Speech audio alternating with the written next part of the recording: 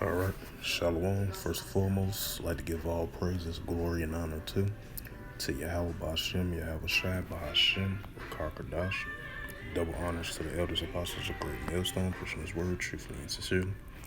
And Shalom to the Akim, scattered through the four corners of the globe, pushing his word truthfully and sincerely.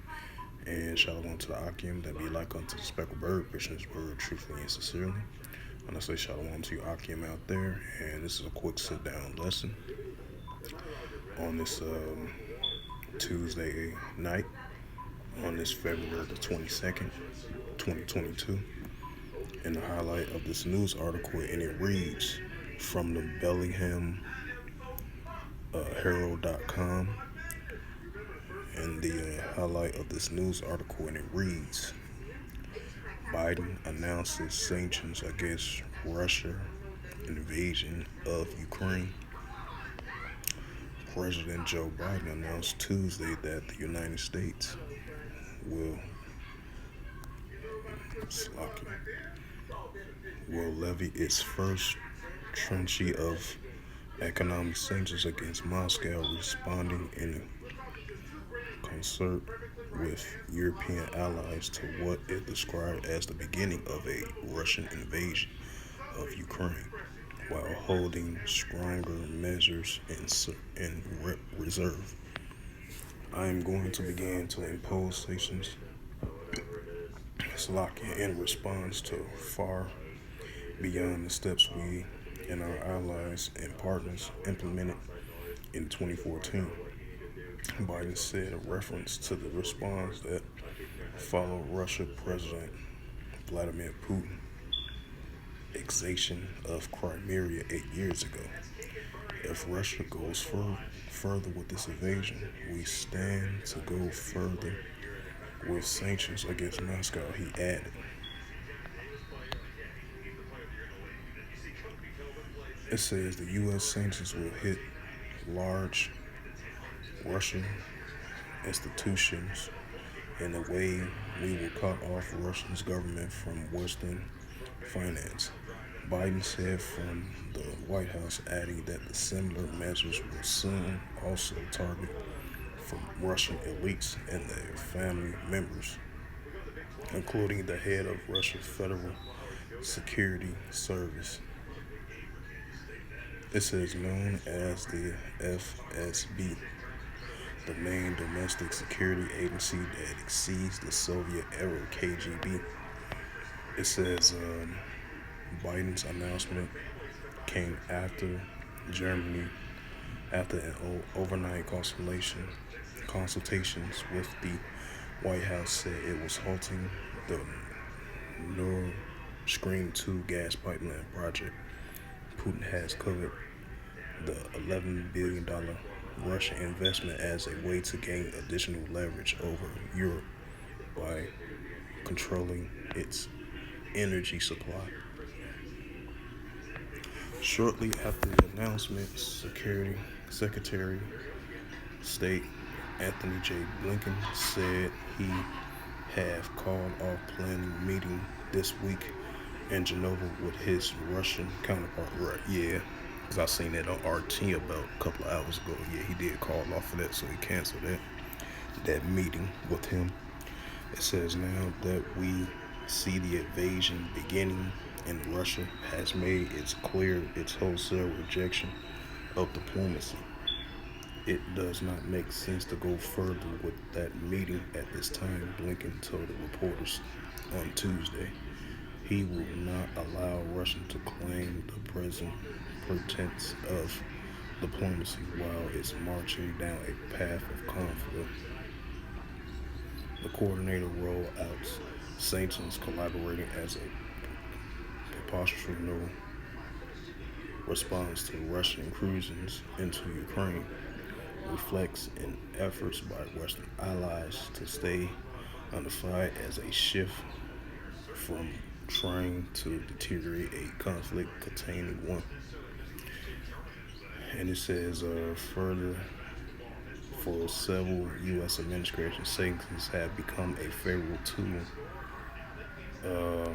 punishing misbehaving world leaders, but the effectiveness of sanctions and changing of governments behavior is working at best. Sanctions will usually ban the targets from trade or commerce with U.S. entities, including bank, and freeze and target U.S. based assets seems instrumental in bringing Iranian leaders to the negotiating table over their nuclear aspirations. In 2015, Iran has agreed to suspend most productions of nuclear material in exchange for the lifting of sanctions that have crippled the country's economic and blocking its ability to sell oil in the world market. So yeah, once Joe Biden made that announcement that he was going to use some more harsh economic sanctions, which I believe is going to with dealing with oil products and many other things as well too, that he's going to use harsh economic sanctions. And I believe you have his European allies in NATO as well too. I believe they're coming up with economic sanctions as well too against Russia after Putin made that sign of independence for Eastern Ukraine, the mosque, I believe that's the name of over there in Eastern European. And then when he deployed those troops over there, and I believe other group leaders, they gave him the green light to deploy those troops over there in Eastern Ukraine for a possible peacekeeping, I believe. But according to reports from other groups and other peoples, they kind of say it might be kind of different of a possible invasion of the Ukraine border once those troops was deployed there.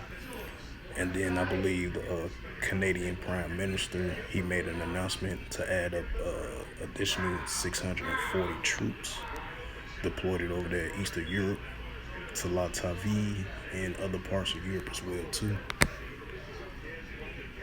And then I think Joe Biden made another announcement as well too. He was gonna redirect some U.S. soldiers that already been deployed over there about a couple of weeks ago. He's gonna deploy many other U.S. soldiers to like different parts of Eastern Europe. I believe to like Poland, Latvia, and other parts of Europe as well too, to get close to the border over there with its NATO allies over there. So yeah, this all I wanted to bring out a quick update on this current situation of World War III is imminent, because these are the signs of the times that we are living in. Expect to see more actions from Joe Biden and his allies of EU, the seven countries as well too. When I was reading an article and I was scrolling down to it, I believe Normandy, they have Normandy, which is I believe is part of Germany. They had suspended their thing because I think it was a little partnership with Germany. I mean, with Russia. It was like an $11 billion investment from Russia. So what's regarding this oil production, because Russia is like the second leading in oil production. So we'll see what happens with this Vladimir Putin with this Russia deployments over there near the Ukraine border and over there in Eastern Europe as well too. So they got deployment of troops over there, and then Canada, they did the additional deployment of troops as well too. So we'll see how this plays out. The troops that Vladimir Putin sent over there, is they over there for trying to create peace, or they trying to start a conflict, which was already been going over there, especially over there Eastern Ukraine, because you was hearing reports of shelling parts over there, and it was like I believe a couple of soldiers would died or some civilians. That's according to reports. Sometimes the reports might not be true or it might not be accurate.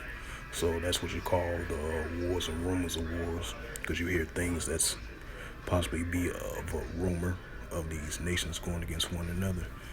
So, we're definitely keeping an eye on this current situation, you know, with this Ukraine border thing, with the deployment of those Russian troops over there and Canadian troops as well, too, over there in the eastern Ukraine part. So, definitely keep an eye on this. So, with that, I hope this sit-down lesson is edifying through the spirit, power, grace, and mercy of Yahweh Yahushua. And first and foremost, I'd like to give all praises and glory and honor to Yahweh, Ba'ashem, Yahushua, Ba'ashem, Rakar Kadash. Double honors to the elders, apostles of Great Millstone, preaching His word truthfully and sincerely. Shalom to the Akim, scattered through the four corners of the globe, preaching His word truthfully and sincerely. And shalom to the Akim that be like unto the speckled bird, preaching His word truthfully and sincerely. And until next time, I will say shalom.